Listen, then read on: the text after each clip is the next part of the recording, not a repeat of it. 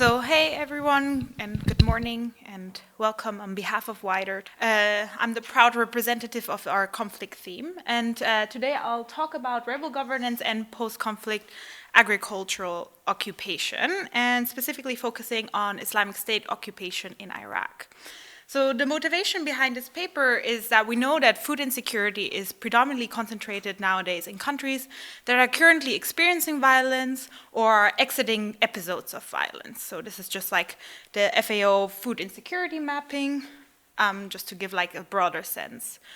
Another important motivation is that, on the other hand, agricultural production and recovery is quite critical for development in terms of poverty reduction, but also in terms of like thinking about the reduction of the risk of conflict recurrence and just general like efforts of consolidating peace. This is because like a lot of the population in some of these settings depend on agriculture for their livelihoods. And therefore they kind of secure their incomes and food security through agricultural production. And so recovery in these settings that are exiting violence are quite critical. On the other hand, we know that rebels or violent non-state actors, so this can often also be criminal groups, play a quite critical role in shaping agricultural production in these violent settings. They often tax farmers, extort farmers, their use of violence and the different dynamics related to conflict often cause displacement and land abandonment in rural settings. And rebels often also weaponize food production to try to either gain support or punish opposition, and just generally to subsist themselves and also gain income. So some examples just are like existent all across different contexts, but for instance, like Al-Shabaab is quite frequently in the news for doing this, as Boko Haram, and then there's also a few papers that actually talk about how the FARC has affected agricultural production, also aside from coca production. Okay, so the general question here is, how do patterns of rebel occupation shape local trajectories of agricultural development? And previous literature already gives like a sort of like flavor of what we might expect. Generally, the literature is quite clear that conflict often has quite negative effects on food security and agricultural production in conflict settings. But on the other hand, there's also some literature that sort of shows that, well, conflict is not necessarily quite uniformly experienced in conflict settings, and especially when there is institutionalized rebel governance, this might mitigate some of these like negative effects. But a lot of the work that currently exists on agriculture development usually leverages a lot of like national level data and sort of obscures a little bit these like local level dynamics. So we build on the sort of like literature that shows that there are like quite important subnational dynamics in terms of like how civilians and communities experience conflict, and that this has important development consequences.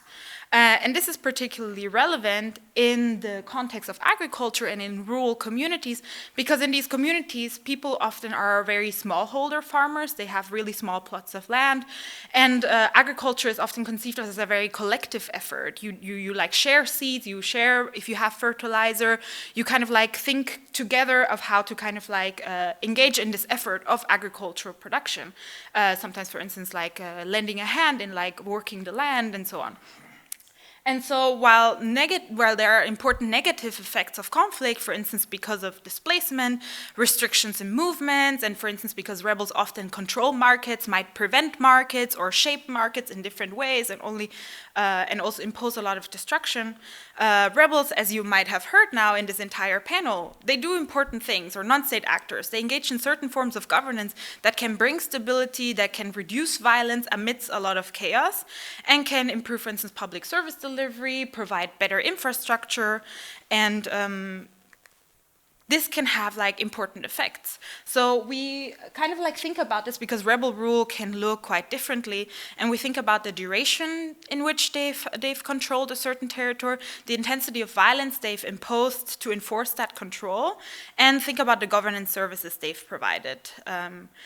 Because we think that this can differentially affect how we see agriculture productivity developing during conflict, but also after war. Because specifically, one important mechanism that we then tease out later with some focus group discussions is these sorts of coping mechanisms that communities engage in. going back to this initial idea that agriculture is often a collective effort. So we have like some hypotheses, just like a general hypothesis that because like a lot of people might think that rebel occupation suppresses agriculture productivity relative to areas that are never occupied. And, but on the other hand, particularly long occupation might allow for some stability to evolve, and so this might allow for some better recovery in these areas. While areas that see particularly high levels of violence might see reduced recovery. We studied this in the context of Iraq. So the Islamic State is quite like a stark case to study because they are really important in kind of like understanding some of the dynamics in Iraq. Iraq historically already has quite difficult contexts like foreign invasion, a lot of other things, not particularly great governance, has already limited agricultural development. And then in 2013 and 14, the Islamic State starts to establish quite strong control in some major agricultural regions in predominantly like northern parts of Iraq and as well Syria. And in these areas, it had quite a quite strong governance system, including taxation, social control, public service delivery, but at the same time coupled with quite high levels of violence. And this governance capacities varied quite significantly depending on how strategic a certain location might have been and also how much competition they might have faced with the government or other competing non-state actors. So we collect some data on ISIS occupation using or triangulating different sources. This is like Live UA map, which is kind of like a machine learning tool that collects different like news sources and social media accounts to kind of like track on a daily basis non-state actor activity for certain contexts. Then we have like an IOM data and some UCDP data, and we sort of like triangulate this to figure out where and for how long they've controlled an area. Then we use some remote sensing data to think about how to measure agricultural productivity. I can explain this later in more detail, but essentially this is like some sort of estimate of like crop yield performance for different growing seasons. And then we have some other survey data and focus group discussions. Okay, so the research design here, which maybe you have not heard of before, is called matrix completion with nuclear norm minimization. In like less fancy terms, this essentially recovers an estimate of what would have happened to an area if it would not have been occupied. And it does so by thinking about the different patterns this machine learning model sees in the data for different units across time and space. We can talk more later about this, but essentially it's a little bit more flexible than regular difference in difference designs, and it's sort of like a difference design meets synthetic counterfactual, meets machine learning, and makes some baby that apparently works super well. So you can trust these results. Okay, because these model specifications really help you to actually recover dynamics over time, and these are a lot of graphs.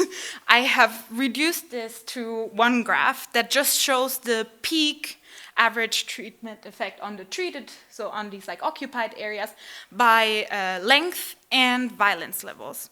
So in another figure, which I can show later if we have time, essentially what we see that on average is that rebel occupation after occupation ends does little to nothing to actually change agriculture productivity, and in fact around like 3 or 5 years later you see like a minimal positive effect. So what we do is, as in our theory, we disaggregate by duration and violence intensity, and what you see here is like a really clear pattern that duration in itself doesn't matter as much as violence, because even if you have very long occupation and high violence, you have a particularly negative effect, and short occupation to high violence, these effects are like, although a little bit more aggravated when an area has been occupied for longer, it's really this like destructiveness that matters a lot. And so we try to think about this, just going back to the hypothesis, so some yes, some no, and essentially we go back to trying to think, okay, what actually happens during conflict and what can tell us about why we see these effects. And what we see is that during occupation, areas might fare worse in the beginning of when they start to be occupied by the Islamic State, but they actually increase productivity during war about 3 or 4 years into occupation. This is like very much aligned also with some of these like policy reports that existed on the Islamic State, that actually because agriculture was so important to them as a source of revenue, actually making them millions, they really had farmers like produce as much as they can.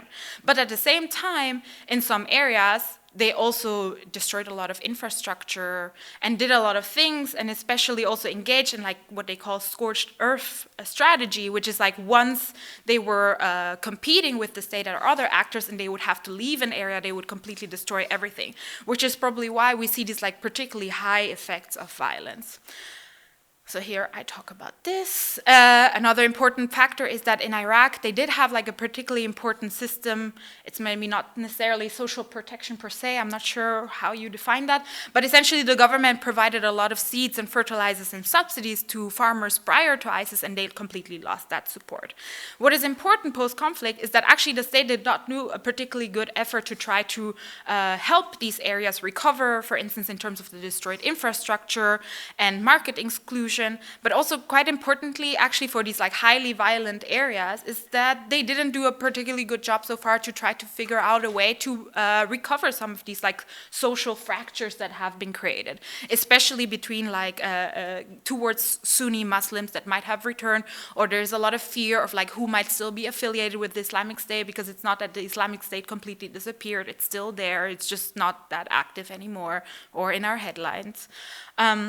And so the takeaway here is that recovery really requires some institutional and infrastructural support, because we also see this in the survey evidence that areas that report to have been occupied by ISIS, oh my God, it's impossible to see, as much higher, see much higher unmet livelihood needs, meaning that a lot of these people are unable to still rely on agriculture to actually support their livelihoods. And also, this is why a lot of them are abandoning agriculture as a source of income. But this is difficult from a development perspective, because this means that there's like more pressure, higher poverty rates, and so this is an important problem we need to think about. So in conclusion, rebel rule leaves quite important lasting effects. It's important to kind of try to understand them, and also like think about like some of the positive things that even like a case like, or like a group like the Islamic State has actually imposed some sorts of structures and governance functions that a lot of these populations have actually enjoyed and thought of as better as the state. So that's pretty much kind of like what Ben also was pointing out with criminal governance. And so we need to think about how to rebuild the state, but also kind of leverage what has happened during conflict. And that's it. Thank you.